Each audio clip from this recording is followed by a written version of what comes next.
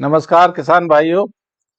आज पुनः हम एक बहुत महत्वपूर्ण वीडियो के साथ आपके सामने हैं और ये आज का वीडियो रहेगा फॉल्स स्मट यानी हल्दी रोग, धान में आने वाले फॉल्स स्मट रोग के बारे में ये वीडियो है।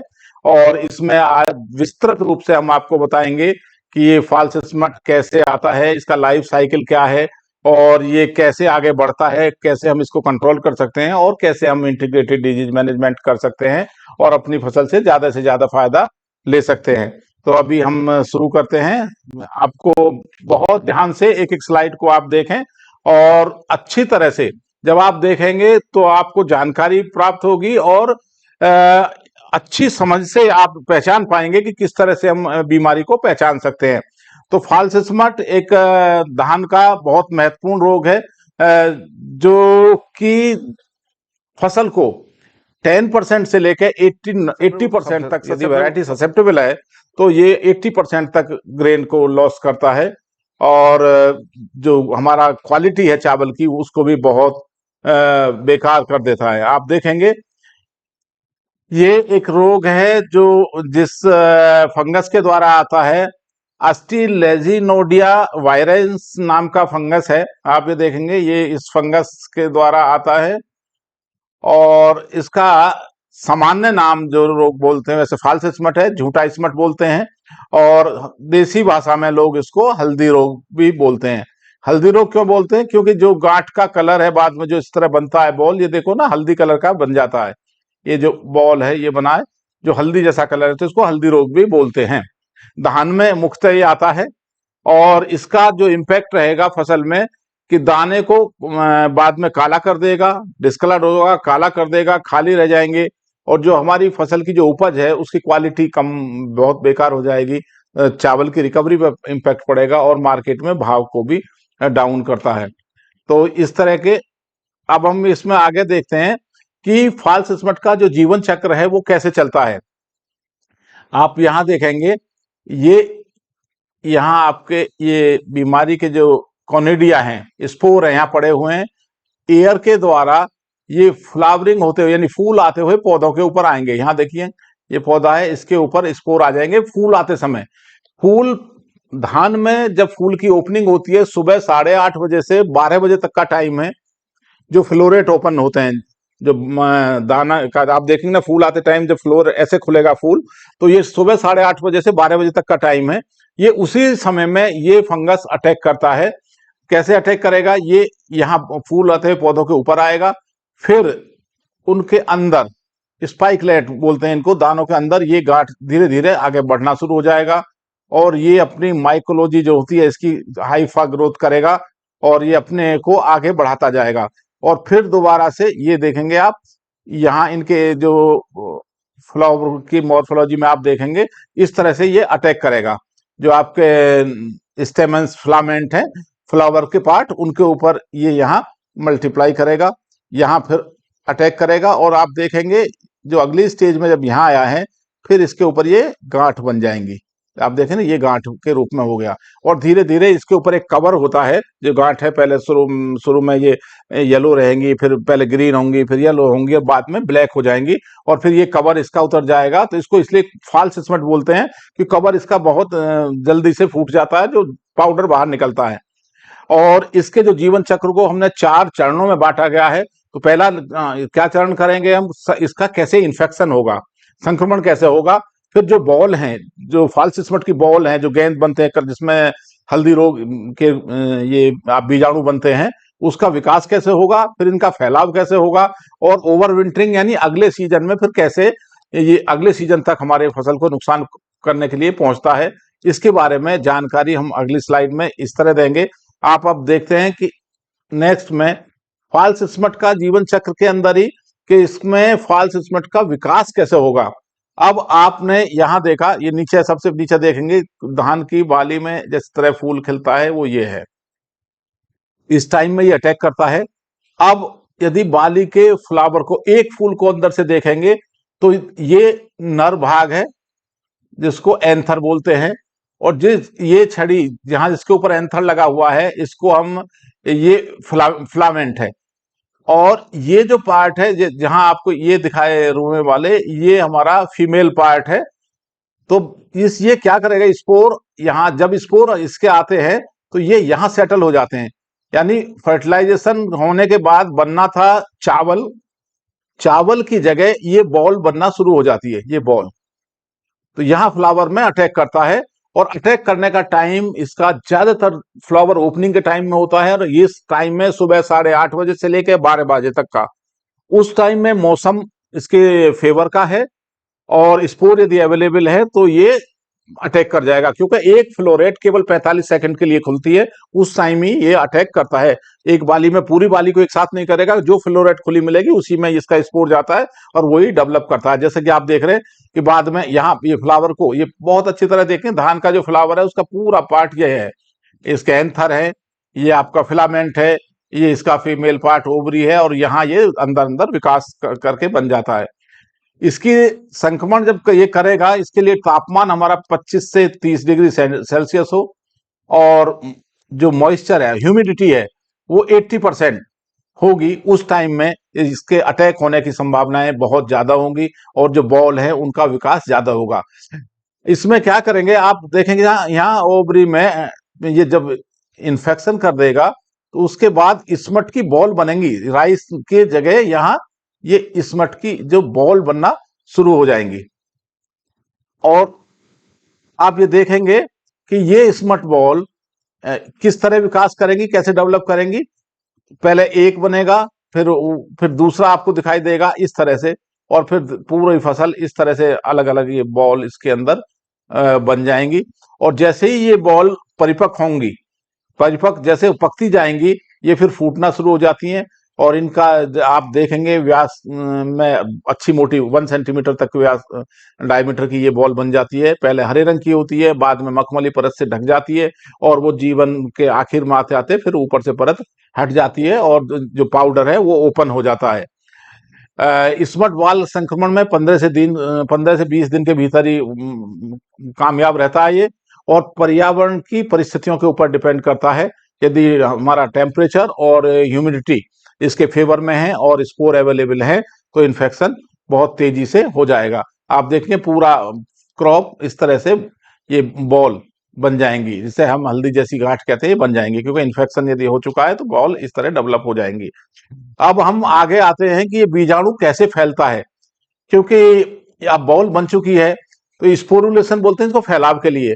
जो परिपक्व बाल जब फट जाते हैं तो ये आप देखेंगे कि हल्के पीले रंग के पाउडर के रूप में आपको दिखाई देंगे, और ये बीजाणु अन्य धान के पौधों में जहां भी फ्लावरिंग हो रही होगी वहां जाके संक्रमण करने के लिए सक्षम है, और वहां समय से यदि पहुंच जाते हैं तो ये संक्रमण कर देंगे। और संक्रमण आप देखेंगे, जैसे यहाँ संक्रमण किया, यहाँ राइस की जगह ये बॉल बन गई, राइस की जगह ये बॉल यहाँ बना है, यहाँ बनना था राइस, बन गई बॉल। तो इस तरह से एक बाली में कई कई जगह पर ये इस तरह का इन्फेस्टेशन, इसका इन्फेक्शन होगा, और इससे हमारी क्रॉप को नुकसान होगा। अब ये अगली फसल में कैसे जाता है, यानी अगले सीजन के लिए अपने को कैसे सरवाइव करता है, ये मिट्टी के अवशेष में, या हमारे जो धान के गले सड़े पौधे खेत में रह जाते हैं, उनका मलुआ है, उसके ऊपर जीवित रहते हैं। और अगले फसल के मौसम में ये इनोकुलम का काम करते हैं, प्राइमरी इनोकुलम का ये स्पोर जमीन में पड़े रहते हैं, और ये फिर काम करते हैं, या सीड के साथ है तो सीड के साथ आते हैं। अब हम देखते हैं कि किसानों के लिए इसको पहचान कैसे करना है। तो किसान अपने एक तो ध्यान रखें, खेत का लगातार निरीक्षण करते रहें, और जरूर ये देखते रहे, क्योंकि जब तक शुरू के स्टेज में जब इन्फेक्शन करता है तो आप पहचान नहीं पाएंगे कि यहाँ इन्फेक्शन हुआ या नहीं। तो सबसे पहले आपको एक दो बाल इस तरह की बॉल दिखाई देगी। यदि कहीं खेत में ये इस तरह की बॉल दिखाई देती है तो समझे आपके खेत में अच्छी तरह से इन्फेक्शन हो चुका है। तब आप इमिडिएटली इसकी प्रिकॉशंस लेंगे, सावधानी लेंगे। होगा क्या, इस तरह का मोटा बॉल जो आपको दिखने ये बॉल बना है, और फिर बाद में ये कन्वर्ट होके पकने के बाद इस तरह हो जाएगा। जो राइस का जो आपका चावल बनना था उसकी जगह ये बॉल बन जाएगा, यानी राइस के चावल की जगह बॉल बन जाता है। ये नुकसान है। अब निगरानी हमें कैसे ध्यान रखना है। अपने खेत में ढंग से आपको देखना है कि कहीं भी आपको इस तरह की कोई बॉल फॉर्मेशन है क्या, यदि है तो फिर वो उसकी स्टेज कौन सी है। और आप देखेंगे कि पहले ये कलर होगा, फिर ग्रीन कुछ हो जाएगा या ग्रीन होगा बाद में ब्लैक में कन्वर्ट हो जाएगा, और ये अगली फसल के लिए आपको संक्रमण के लिए भी स्पोर तैयार कर देगा। फॉल्स स्पॉट के लिए पहचान बहुत इंपॉर्टेंट है, और समय से आपके खेत का निरीक्षण करते रहना बहुत बहुत जरूरी है। कुछ आजकल और भी उपकरण हैं जो फ्यूचर में आप इसके पूर्वानुमान के बारे में भी जानकारी दे सकते हैं। इसके घनत्व से कैलकुलेट कर लेते हैं कि स्पोर कितने हैं, कब आ रहे हैं। उस तरह के उपकरण का प्रयोग कर सकते हैं। और कुछ मौसम के हिसाब से भी हम अंदाज लगा सकते हैं कि यदि मौसम ये इस तरह का है, हमारी आर्द्रता जो ह्यूमिडिटी है वो 80% या इससे प्लस है, और टेम्परेचर 25-30 डिग्री सेल्सियस है, तब ये बीमारी फैलने के चांसेस बहुत ज्यादा हैं। तो आप ये यहाँ पूरा ये पूरे साइकिल देख सकते हैं कि कैसे कैसे इसके कलर और स्टेज बदलती हुई आगे बढ़ती है। आप यहाँ देखेंगे इसका संक्रमण चक्र को फिर एक बार दिखाया गया है कि जो स्पोर है ये राइस का प्लांट है, और जब यहाँ स्पोर बन जाते हैं तो ये स्पोर जमीन में आप ड्रॉप करता है, जमीन में यहाँ झड़ जाएंगे और ये जमीन में यहाँ पड़े रहेंगे, और अगली फसल जब आएगी तो उसके ऊपर फिर मल्टीप्लाई करेंगे, जो कॉनिडिया ग्रो करेगा और दोबारा से फंगस फिर अटैक करने के लिए तैयार हो जाएगा। तो ये आपके खेत में यदि हमने ध्यान नहीं रखा है, स्पोर वही है, सीड के साथ हैं चाहे सॉइल में है, तो अगली फसल को भी फिर नुकसान होने के चांसेस पूरे रहते हैं। अब बात आती है कि इसके केमिकल कंट्रोल की। तो ध्यान रखना है कि हम इसके केमिकल कंट्रोल के लिए जो भी केमिकल स्प्रे करें वो केमिकल बहुत ध्यान से दोपहर के बाद करें। फूल आते समय कोई भी स्प्रे सुबह 8:30 से 12 बजे तक ना करें, दोपहर के बाद करें। यदि ऐसा नहीं किया तो फिर अंदर डैमेज ज्यादा हो जाएगा पैदावार को। तो हमें जो स्प्रे करना है लंच के बाद यानी दोपहर के बाद करेंगे। तो आप केमिकल इसमें कौन कौन से प्रयोग कर सकते हैं आप देखेंगे, ये नेटिवो, टेबुकोनाजोल एंड ट्राइलॉक्सीस्ट्रोबिन, यानी नटिवो नाम से एक ट्रेड नेम है दवा का, बायर क्रॉप साइंस की आती है। 200 ग्राम दवा आप लेंगे और 200 लीटर पानी में उसको घोलेंगे और अच्छी तरह से स्प्रे करेंगे, जिससे कि पूरा पौधा और बाली तक अच्छी तरह से भीग जाए। ये फंगस की बायोसिंथेसिस को रोक देगा, माइटोकॉन्ड्रियल और जो उसका रेस्पिरेशन सिस्टम है उसको डैमेज करके फंगस का अटैक को खत्म कर देगा या रोक लेगा। प्रोपिकोनाजोल ये वाइड रेंज एक फंजिसाइड है जो टिल्ट नाम से, आप देखेंगे टिल्ट नाम से सिंजेंटा कंपनी का आता है। इसको 200 ml यानी 1 ml 1 लीटर पानी के हिसाब से इसको भी ऐसा स्प्रे करेंगे। फूल आते समय स्प्रे करेंगे क्योंकि उस टाइम बूटिंग और फ्लावरिंग स्टेज में इसके इन्फेक्शन के चांसेस होते हैं। ये भी सिस्टमेटिक फंजिसाइड है जो कि फंगस को अच्छी तरह से कंट्रोल कर लेता है। तीसरा आप देखिए एमिस्टार, ये सिंजेंटा का केमिकल है, आप इसको ला सकते हैं। ये 250 ml यानी 250 ml 1 एकड़ में लगेगा, वही 200 लीटर पानी लेंगे, और ये भी आप देखेंगे कि रेस्पिरेशन सिस्टम है फंगस का, इसको डैमेज कर देगा और कंट्रोल कर लेगा। हेक्साकोनाजोल आप चौथे नंबर पर देखेंगे, जो कॉन्टाफ नाम से आता है रैलीज इंडिया का। ये 400 ml यानी 400 ml लेंगे और इसको 200 लीटर पानी में यानी 1 लीटर में 2 ml डालेंगे, और समय से यानी बूटिंग यानी फ्लावरिंग के टाइम में, जब जैसे जैसे फूल आना शुरू होगा, गाभे में आती है फसल, उस समय हम इसका स्प्रे करेंगे तो हमारी फसल को ये अच्छी तरह से बचाएगा, क्योंकि ये एक सिस्टेमिक फंजीसाइड है और जो कि इसकी सेल्स को जाता है, ये जो फंगस की सेल को डैमेज कर देता है। तो आप कॉन्टाफ भी स्प्रे कर सकते हैं। ये 4 दिए हैं, इनके अलावा और भी केमिकल मार्केट में उपलब्ध हो सकते हैं। तो जो भी लोग टेक्निकल हैं और एक्सपर्ट लोगों की सलाह से आप इनके अलावा भी और केमिकल प्रयोग करके अपनी क्रॉप को सुरक्षित कर सकते हैं, बचा सकते हैं। इसके बाद आप एक ध्यान रखेंगे कि हमें इंटीग्रेटेड डिजीज मैनेजमेंट की भी कुछ रणनीतियां हैं, उन पर ध्यान देना है। उनमें कल्चरल प्रैक्टिसेस हमारी क्या है, स्वच्छता हमें ध्यान रखना है कि इनोकुलम के सोर्स को, यानी कोई चाहे वो सीड के ऊपर है चाहे हमारे खेत में गिरा है, उनको कैसे भी हम खत्म कर दें। चाहे धान के पुराल के ऊपर है या कटा हुआ पौधे हैं, उनको डैमेज करें या उनको हटा दें वहां से। जो अपना जल प्रबंध है, वाटर मैनेजमेंट प्रॉपर रखें, फसल चक्र अपनाएं, प्रतिरोधी किस्में यदि रेजिस्टेंस किस्में हैं तो उनका प्रयोग करें, जैविक नियंत्रण भी इसमें आप प्रयोग कर सकते हैं, और बीज उपचार इसके लिए बहुत इफेक्टिव है, जो कि कार्बनडीज मेथिराम से 2 ग्राम दवा 1 kg सीड के हिसाब से बीज उपचार करेंगे, उससे भी आपको इसमें बहुत फायदा मिलेगा। अब इस तरह से यदि आप अपनी फसल को, बीमारी को ठीक से पहचान कर, उसके जीवन चक्र को समझकर और ठीक केमिकल का सही समय पर यदि आप उपयोग करेंगे तो कम पैसे में बहुत इफेक्टिव आपका कंट्रोल होगा, आपकी फसल सुरक्षित रहेगी और पैदावार बढ़ेगी, आपका मुनाफा बढ़ जाएगा।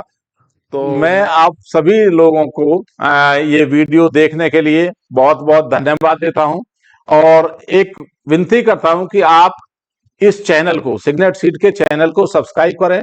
इस वीडियो को अपने दोस्त को, जितने भी दोस्त हैं, मिलने वाले हैं, जो भी खेती करते हैं या खेती से संबंधित लोग हैं, जो लोग पेस्टिसाइड कंपनियों में भी काम करते हैं या जो लोग पेस्टिसाइड की दुकानों पर काम करते हैं, वो लोग भी इस वीडियो को देख सकते हैं, समझ सकते हैं और आगे किसानों को समझा सकते हैं कि ये बीमारी कैसे आती है और हमारे जो भी केमिकल हम उनको दे रहे हैं वो कैसे इफेक्ट करेंगे और कैसे कंट्रोल करते हैं।